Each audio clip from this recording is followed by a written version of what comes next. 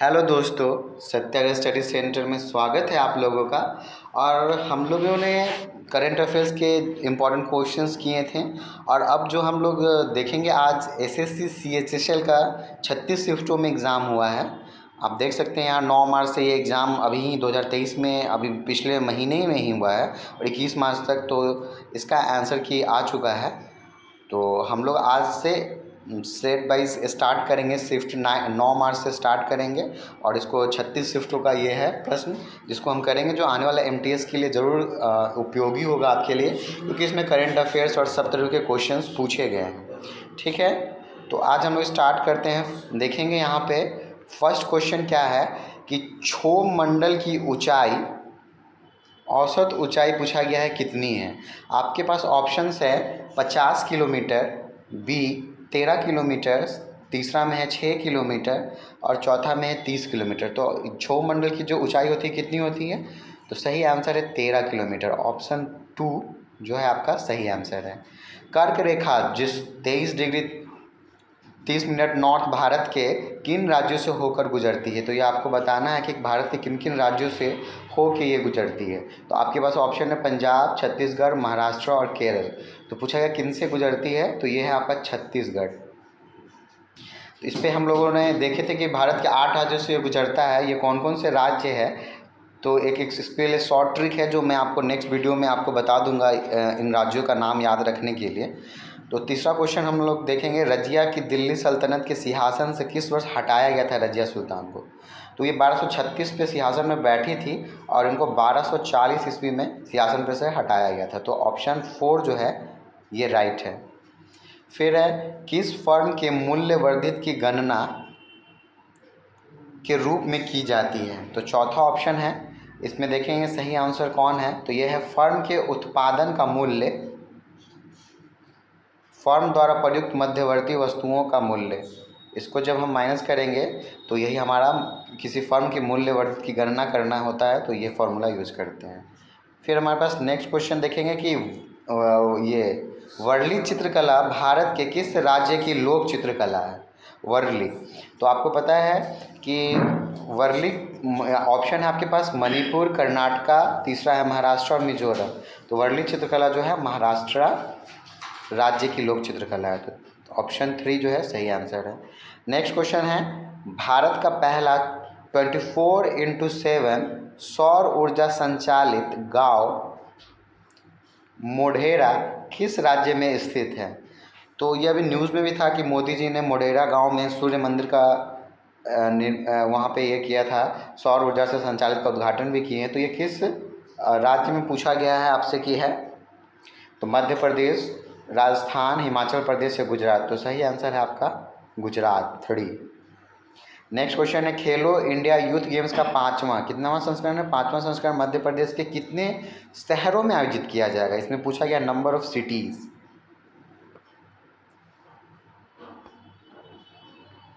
तो ये देखेंगे ऑप्शंस आपके पास है 8, 9, 7, 6। तो ये इसका आयोजन जो किया गया था, इसका आयोजन किया गया है 8 शहरों में। 1 जो है सही आंसर है आपका। फिर ये बहुत सिंपल क्वेश्चन है, बिहार केसरी के नाम से किसे जाना चाहता है, तो ये है श्री कृष्ण सिन्हा। ऑप्शन 4। फिर ये निम्नलिखित में किस फिल्म को 2022 में बेस्ट फिल्म पॉपुलर चॉइस के फिल्म पुरस्कार मिला था। तो इसमें पूछा गया रश्मि, रॉकेट, सरदार उधम, राम प्रसाद की 13वीं या शेर था। तो ये शेर था मूवी को बेस्ट पॉपुलर चॉइस का फिल्म फेयर पुरस्कार मिला था। फिर आपके पास नेक्स्ट क्वेश्चन जो है, धीनोधर पहाड़ियाँ किस भारतीय राज्य केंद्र शासित प्रदेश में स्थित है। तो ऑप्शन है अंडमान निकोबार द्वीप समूह, दूसरा है महाराष्ट्र, तीसरा गुजरात और पश्चिम बंगाल। तो आपको बताना है कि धीनोधर हिल्स जो है कहाँ स्थित है, तो इसका सही आंसर है गुजरात। ऑप्शन 3। फिर नेक्स्ट क्वेश्चन, फीफा महिला विश्व कप 2023 की मेज़बानी कौन सा देश करेगा। तो ऑप्शन ऑस्ट्रेलिया, न्यूजीलैंड, जापान और चीन, संयुक्त राज्य अमेरिका और कनाडा, इटली और फ्रांस। तो महिला विश्व कप की जो मेज़बानी है फीफा का, ये ऑस्ट्रेलिया और न्यूजीलैंड के द्वारा किया जाएगा इस बार का 2023 का। तो ऑप्शन 1 सही आंसर है आपका। नेक्स्ट क्वेश्चन हम देखेंगे 12 नंबर, निम्नलिखित में किस वनस्पति जगत के पौधों को शैवाल के नाम से जाना जाता है? तो ये है ब्रायोफाइटा, थैलोफाइटा, टेरिडोफाइटा या एंजियोस्पर्म। तो सही ऑप्शन है इसका थैलोफाइटा के रूप में जाना जाता है इसको। फिर है न्यूट्रॉन की खोज निम्नलिखित में से किसने की थी? तो यह सब आप सभी को पता होगा, ये बहुत ही इजी क्वेश्चन है कि जेम्स चैडविक के द्वारा इलेक्ट्रॉन का खोज किया गया है। फिर हम नेक्स्ट क्वेश्चन देखेंगे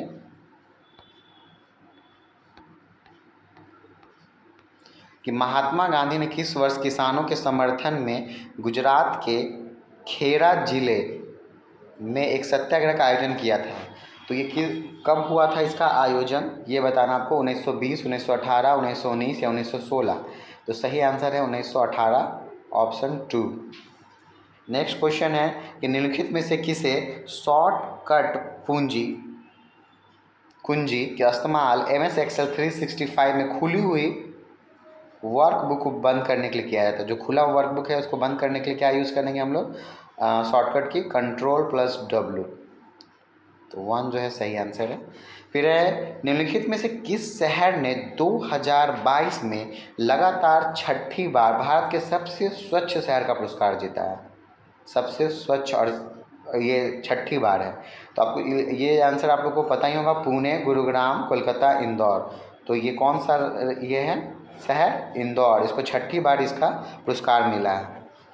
फिर आपका नेक्स्ट क्वेश्चन 17, किस राज्य के मुख्यमंत्री ने फुटबॉल की संस्कृति को ज़मीनी स्तर पर ले जाने के लिए राज्यों में फुटबॉल फॉर ऑल लॉन्च किया है?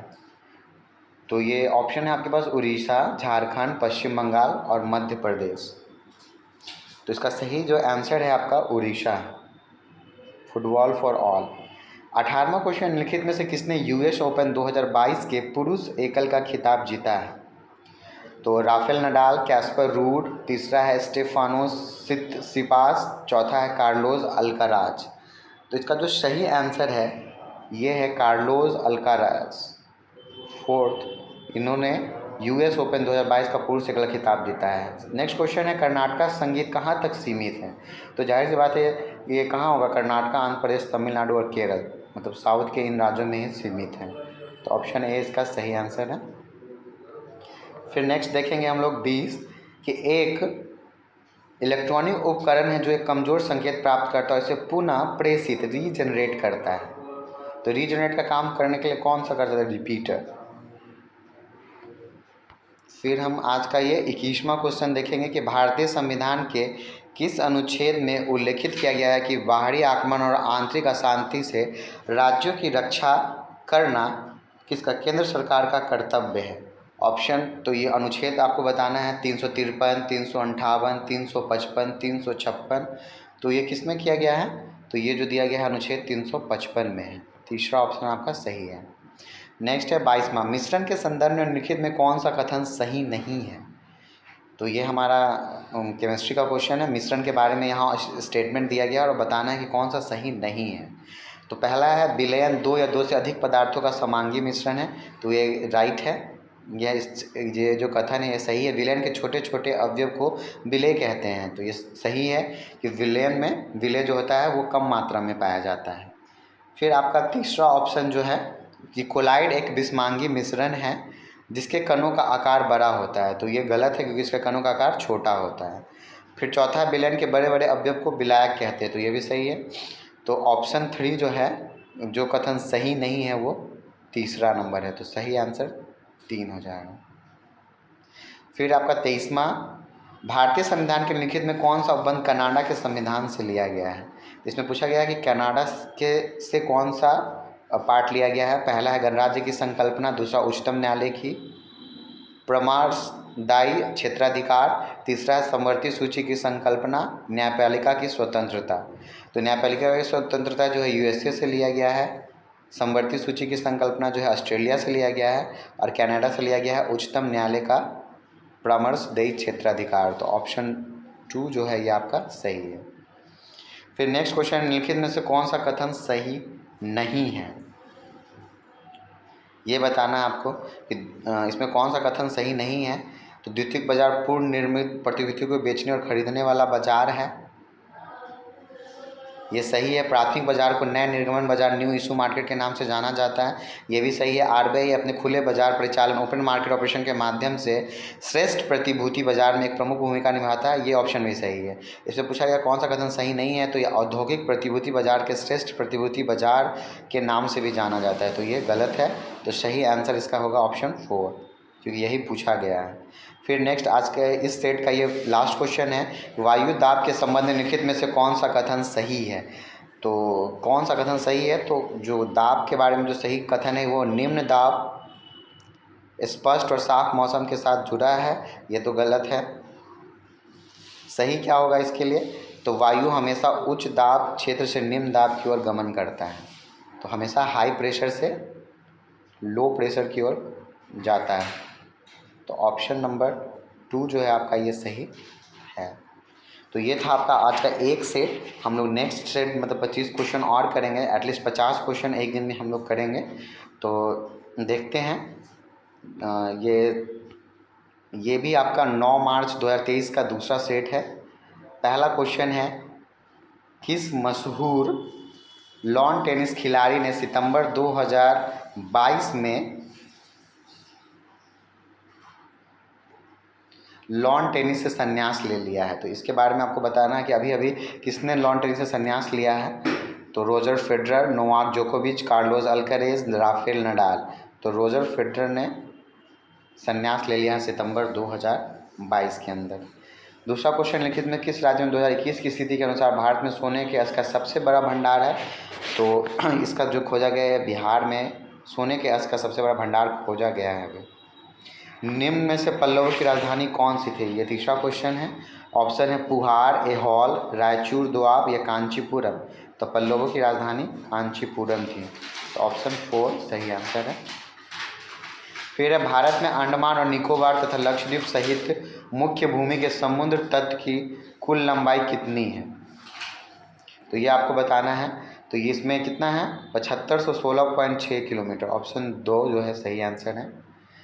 नेक्स्ट है कि बड़ी मात्रा में कैंसर कोशिकाओं को मारता है, उनके डीएनए को नष्ट करके उनकी वृद्धि को धीमा कर देती है। कैंसर कोशिकाएं जिनका डीएनए इतना क्षतिग्रस्त हो जाता है कि उन्हें ठीक नहीं किया जा सकता, विभाजित होना बंद हो जाती है या नष्ट हो जाती है। जब क्षतिग्रस्त कोशिकाएं नष्ट हो जाती है तो वो टूट जाती है और शरीर द्वारा बाहर निकाल दी जाती है।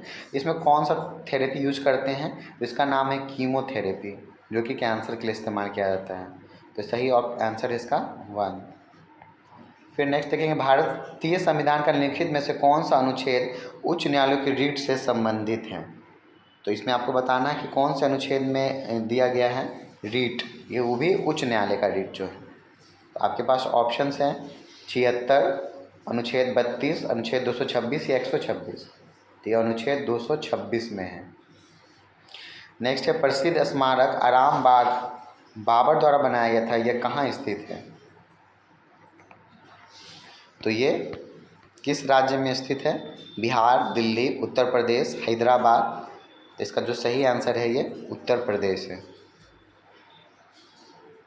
नेक्स्ट है, निम्नलिखित में से किसे सितंबर 2022 में ई बाल निदान ऑनलाइन पोर्टल को नया रूप दिया है।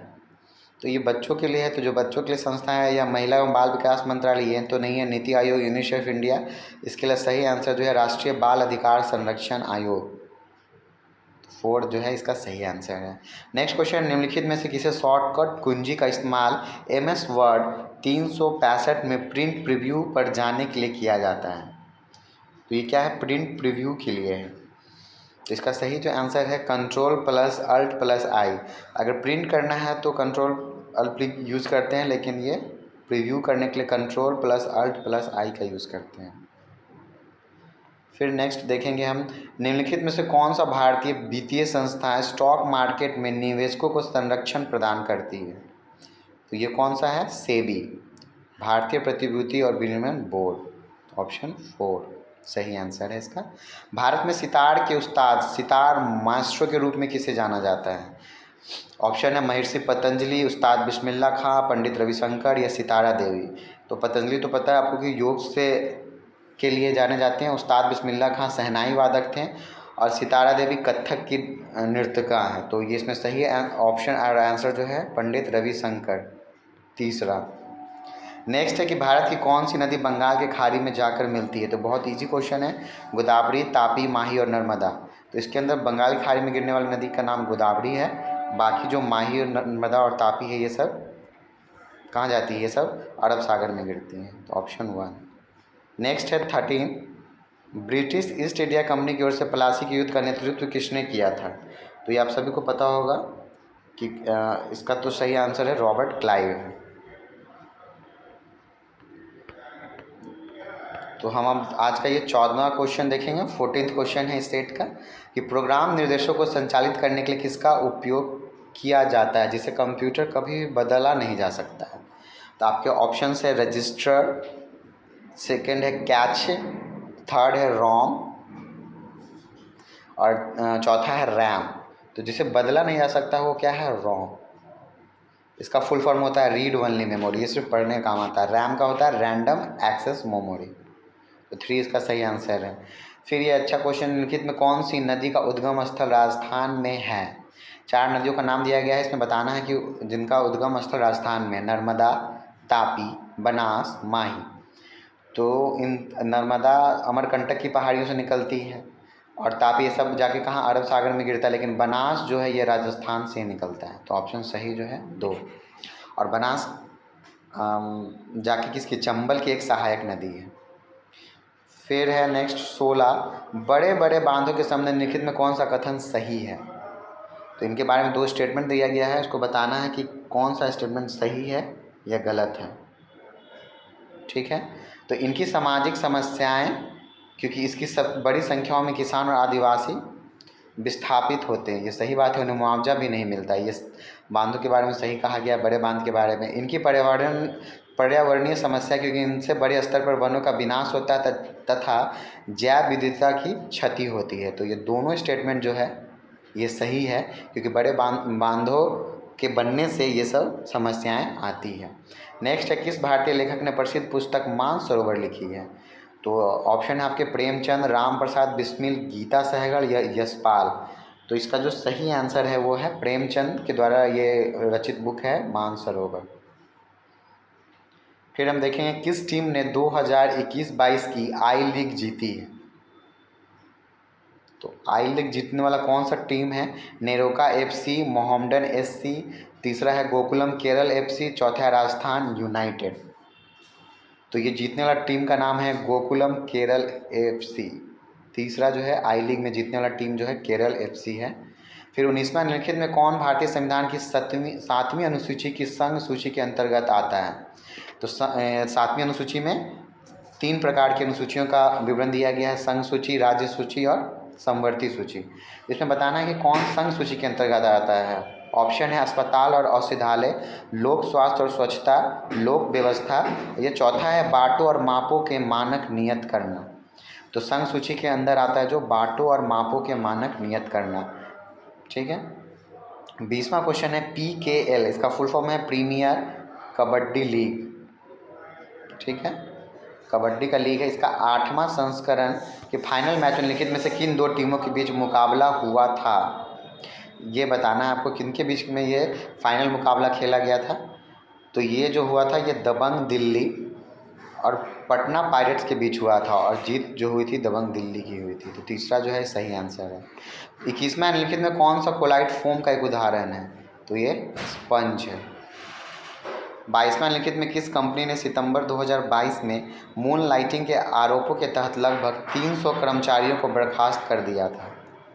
तो मून लाइटिंग के आरोपों के तहत 300 लोगों को बर्खास्त करने वाली कौन सी कंपनी बन गई है।